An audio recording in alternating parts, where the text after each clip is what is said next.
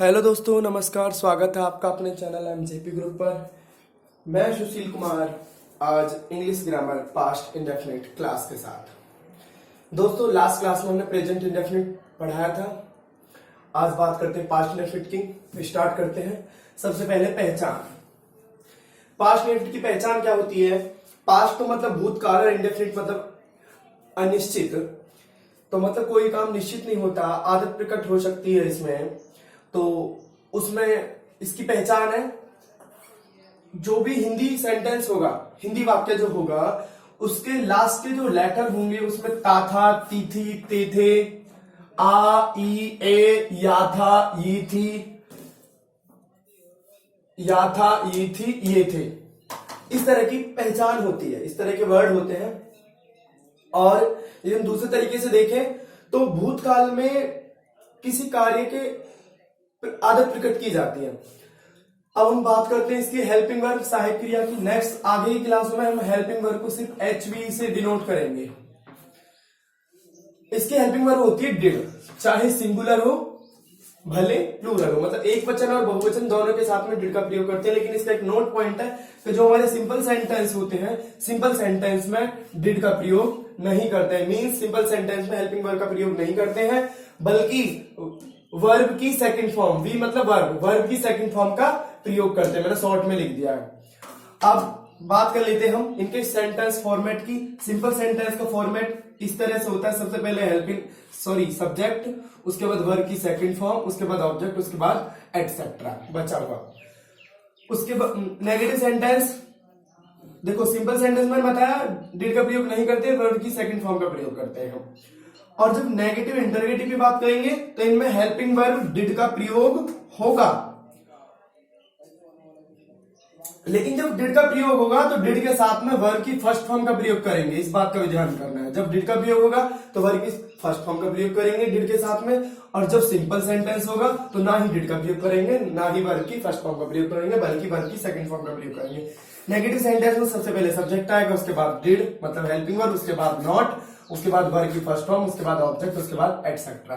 Next बात करते हैं interrogative type first. Interrogative type first वो सेंटेंस थे जिन्हें हिंदी में बोलने पर क्या शब्द सबसे पहले आता था और इंग्लिश में बनाने पर हेल्पिंग वर्ब सबसे पहले आती है। तो इसमें सबसे पहले हेल्पिंग वर्ब आएगी। पास्ट इंडेफिनिट की हेल्पिंग वर्ब क्या है? डिड। पास्ट इंडेफिनिट की हेल्पिंग वर्ब क्या है? डिड है।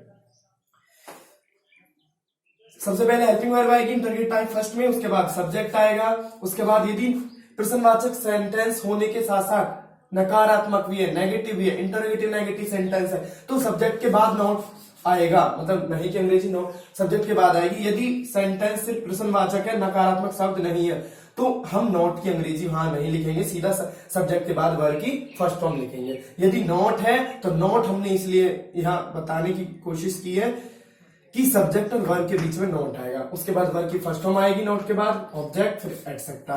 इंटरगेटिव टाइप सेकंड में सबसे पहले डबल फैमिली आएगी। इंटरगेटिव टाइप सेकंड जिनमें क्या, कौन, कब, कहां, कैसे सेंटेंस के बीच में आते थे। उसके बाद डिड, उसके बाद सब्जेक्ट, उसके बाद नॉट, उसके बाद वर्ब की फर्स्ट फॉर्म, उसके बाद ऑब्जेक्ट, उसके बाद एटसेट्रा। मींस यदि मैं ये कहूं डिड से लेके ये सारा sentence WH interrogative type second, WH family type भी कह सकते हैं, इंटरगेटिव टाइप सेकंड भी कह सकते हैं।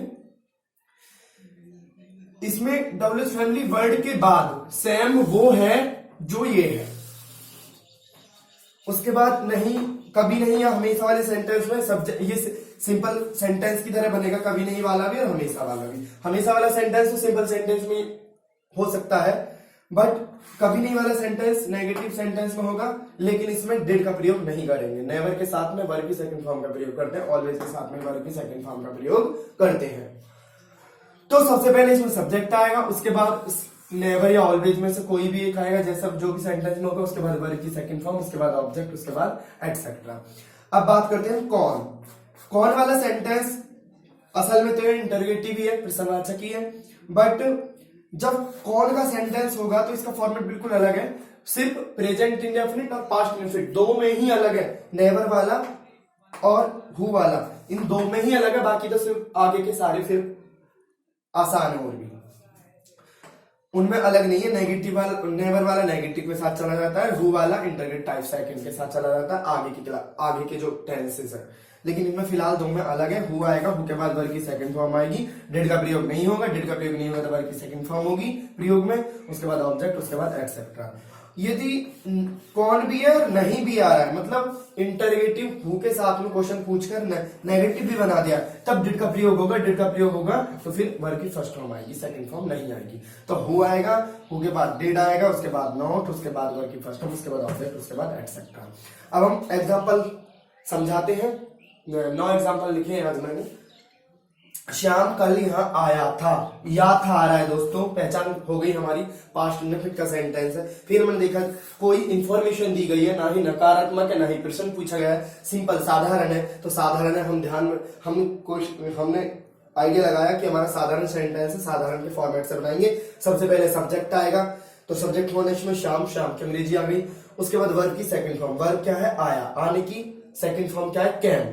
फर्स्ट आने की अंग्रेजी आने की मीनिंग क्या होती है, कम, COME, बट सेकंड फॉर्म ओ के बजाय ए हो जाएगा, कैम। श्याम कैम, और इसमें फिर दोनों एक्स्ट्रा में ही है, ऑब्जेक्ट का ऐसा कुछ खास है नहीं, ऑब्जेक्ट के तौर पे हेयर को ले सकते हैं। Shyam came here yesterday. हाँ, मैं ये बताना है कि कुछ हमारे 6 to 10 तक के बहन भाई कंफ्यूज होते हैं कल की इंग्लिश में। कल के लिए क्या मीनिंग आता है, कल के लिए एक टुमारो होता है, एक यस्टरडे, तो बीता हुआ कल होता है, उसके लिए यस्टरडे का प्रयोग होता है, इसलिए मैंने साइड में लिख दिया है। तो आगे देखते हैं सेकंड क्वेश्चन, सेकंड सेंटेंस। कल बारिश नहीं हुई थी, ई थी या ई, हमने बताई पहचान, तो ये हमारा पास्ट इंडेफिनिट में ये और नहीं है, इसका मतलब नेगेटिव भी हो गया। और सबसे बड़ी बात है जो बारिश वाला सेंटेंस है, वर्षा, दिन, महीना, समय, ऋतु, इस प्रकार के सेंटेंसों में जो सब्जेक्ट होता है कर्ता, इट होता है हमेशा। तो बारिश वाले सेंटेंस में याद रखें स्पेशली इट आएगा, कर्ता इसमें इट हो गया, उसके बाद हेल्पिंग वर्ब आएगी, हेल्पिंग वर्ब आएगी, सब्जेक्ट तो इसमें इट हो गया, उसके बाद डिड, उसके बाद नॉट, नॉट आ गई, उसके बाद वर्ब की फर्स्ट फॉर्म, वर्ब क्या है इसमें, बारिश होना, बारिश होने की रैन है, रैन की रैन आएगी, ऑब्जेक्ट इसमें कुछ है ही नहीं, एटसेट्रा, एटसेट्रा फालतू का बचा हुआ क्या है, कल, कल की मीनिंग यस्टरडे। नेक्स्ट, मोहन ने कभी पतंग नहीं उड़ाई, ई आ गया, पहचान हो गई हमारी,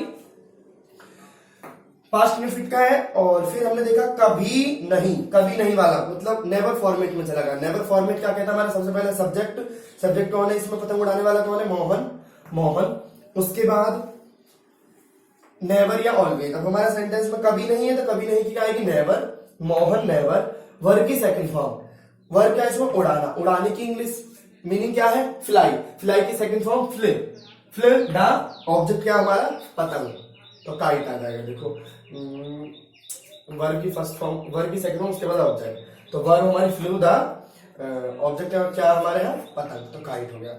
चोर को किसने पीटा था, देखो मैंने स्पेशल सेंटेंस करा है ये, कुछ हमारे मतलब छोटी क्लासेस के बहन भाई कंफ्यूज हो जाते हैं कौन और किसने में, तो कौन और किसने का मीनिंग सेम है। आप एग्जांपल अपने ऊपर ले सकते हैं कि आपको किसने पीटा है, आपको कौन ने पीटा है, तो आप माइंड में इस तरह सोच के अंडरस्टैंडिंग कर सकते हैं। चोर को किसने पीटा था मीन्स मतलब कौन ने पीटा है, किसने पीटा है, तो हु वाले में चला गया कौन, और हु वाले के अकॉर्डिंग हु आएगा, सबसे पहले हु, उसके बाद वर्ब की सेकंड फॉर्म, वर्ब क्या है, पीटा, पीटने की तीनों फॉर्म सेम है, बीट बीटन है, तो सेकंड फॉर्म बीट ही है, बीट बीटन है, थर्ड फॉर्म बीटन है, फर्स्ट फॉर्म बीट है, तो सेकंड फॉर्म आ गई हमारी बीट, उसके बाद ऑब्जेक्ट, ऑब्जेक्ट कौन है, चोर को पीटा जा रहा है, तो बीट द थीफ। नेक्स्ट, वह इस वर्ष कैसे पास हुआ था, देखो अब हुआ था, आ था, ई थी, पहचान हो गई हमारी कि उसमें पास्ट इंडेफिनिट में है।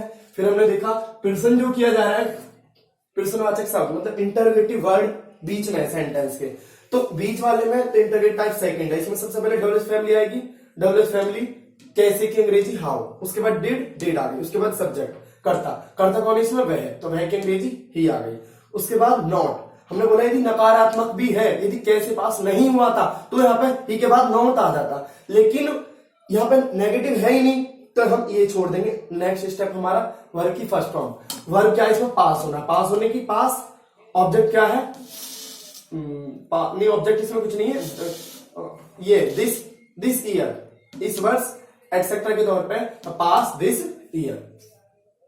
उसने किसकी पुस्तक पढ़ी थी। अब देखो किसने किसकी अलग अलग चीज है, किसकी मतलब अधिकार वाली बात हो रही है, हुज, किसका किसकी किसकी।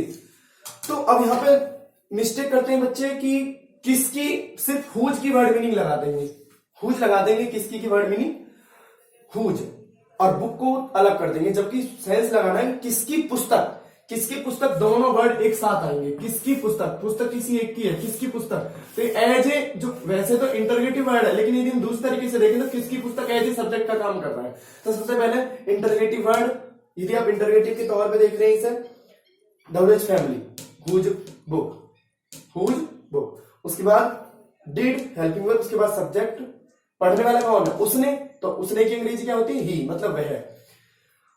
नॉट है ही नहीं सेंटेंस में। उसके बाद वर्ब की फर्स्ट फॉर्म, पढ़ने की क्या है, रीड। नेक्स्ट, हीरा ने कल किसको पढ़ाया था। यहां पे किसको पढ़ाया जा रहा है, किसको, वहां पे अधिकार था किसकी पुस्तक, यहां पे किसको पढ़ाया, किसी दूसरे को पढ़ाया जा रहा है। तो हुम, किसको की क्या होती है, हुम, पढ़ाया था। देखो हमने दोनों में देखा, पहचान तो हुई नहीं हमारी पास्ट टाइम की सेंटेंस है। तो हुम इंटरगेटिव टाइप सेकंड है, हुम वर्ब की सेकंड डब्ल्यूएच फैमिली, उसके बाद डिड हेल्पिंग वर्ब, डिड, उसके बाद सब्जेक्ट, सब्जेक्ट कौन है, हीरा। उसके बाद नॉट है नहीं सेंटेंस में, उसके बाद वर्ब की फर्स्ट फॉर्म, वर्ब क्या, पढ़ाना, पढ़ाने की टीच होती है। उसके बाद ऑब्जेक्ट, ऑब्जेक्ट क्या है, इसमें कुछ ये नहीं बताया कि इंग्लिश पढ़ाया, मैथ पढ़ाया, क्या पढ़ाया, ऑब्जेक्ट कुछ है नहीं इसमें। एक्सेट्रा के तौर पे क्या है, कल, तो यस्टरडे, क्वेश्चन मार्क। पुलिस फूलन देवी को अभी तक गिरफ्तार क्यों नहीं कर सकी।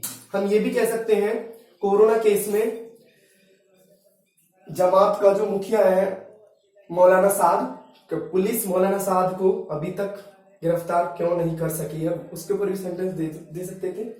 चलो कोई नहीं, फूलन देवी ले लेते। तो ये भी देखते हैं, ई आ रही है, ई सबकी इस तरह से आ रही है, मतलब बड़ी ई की पहचान हो रही है, बड़ी की पहचान हो रही है। इट मीन्स हमारा पास्ट इंडेफिनिट का सेंटेंस है, हम पहचान कर ली। उसमें भी देखा हमने कि इंटरगेटिव वर्ड जो है प्रश्नवाचक शब्द बीच में आ रहा है, वाक्य के सेंटेंस के बीच में आ रहा है, इसलिए इंटरगेटिव टाइप सेकंड का है ये। इंटरगेटिव टाइप सेकंड में सबसे पहले डब्ल्यूएच फैमिली आएगी। डब्ल्यूएच फैमिली क्यों, क्योंकि अंग्रेजी वाई, उसके बाद डिड, उसके बाद सब्जेक्ट, सब्जेक्ट कौन है इसमें, गिरफ्तार करने वाला कौन है, पुलिस है, पुलिस। उसके बाद नॉट, नॉट है कहीं सेंटेंस में है, तो उसके बाद नॉट की अंग्रेजी आ गई। उसके बाद वर्ब की फर्स्ट फॉर्म, वर्ब क्या है इसमें, गिरफ्तार करना, तो गिरफ्तार करने की अरेस्ट, किसको करती गिरफ्तार, फूलन देवी को, फूलन देवी इसमें ऑब्जेक्ट, तो अरेस्ट टू फूलन देवी। और क्या बचा, अभी तक, तो अभी तक की यट भी लगा सकते हैं या फिर टिल नाउ भी लगा सकते हैं, कोई सी भी, या तो यट लगाएंगे या फिर टिल नाउ, कोई सी भी लगा सकते हैं। लास्ट सेंटेंस है, तुम्हें यहां किसने नहीं बुलाया था। देखो मैंने जानबूझ के लिया है ये हु, और हु के साथ जब हेल्पिंग वर्ब और फर्स्ट फॉर्म का प्रयोग होगा।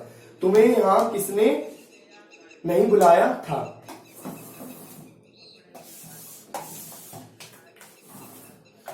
तुम्हें यहां किसने नहीं बुलाया था।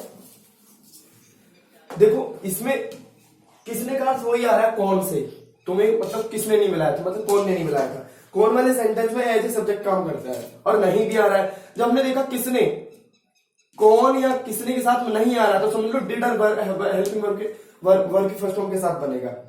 तो सबसे पहले किसने की अंग्रेजी हु, उसके बाद हेल्पिंग वर्ब डिड, उसके बाद नॉट। यह सब्जेक्ट का रोल खत्म हो जाता है, क्योंकि हु खुद ही कर्ता के रूप में है, जो भी काम कर रहा है, जिसके लिए क्वेश्चन किया जा रहा है, करने वाला वही है। उसके बाद वर्ब की फर्स्ट फॉर्म, बुलाने की कॉल है, उसके बाद ऑब्जेक्ट, किसे बुलाया जा रहा है, तुम्हें, कॉल यू, और एक्सेट्रा में क्या है, यहाँ की अंग्रेजी हियर क्वेश्चन मार्क। दोस्तों पास्ट इंडेफिनिट की क्लास समाप्त होती है, और वीडियो को लाइक शेयर सब्सक्राइब करें जिन बहन भाइयों ने चैनल को सब्सक्राइब नहीं किया है, ताकि इस कोरोना काल में हमारे ज्यादातर बहन भाइयों के पास ये क्लास पहुंच सके। और यदि हमारी कोई इसमें मिस्टेक है, हो सकता है कोई वोकैब प्रॉब्लम हो, हमारी प्रोनाउंसिएशन प्रॉब्लम हो, और कोई वर्ड मीनिंग, कोई करेक्शन मिस्टेक कोई हो, तो आप कमेंट के माध्यम से बताएं, और हमारा लाइक शेयर सब्सक्राइब करके चैनल को हमारा हौसला अफजाई करें। Okay, bye bye.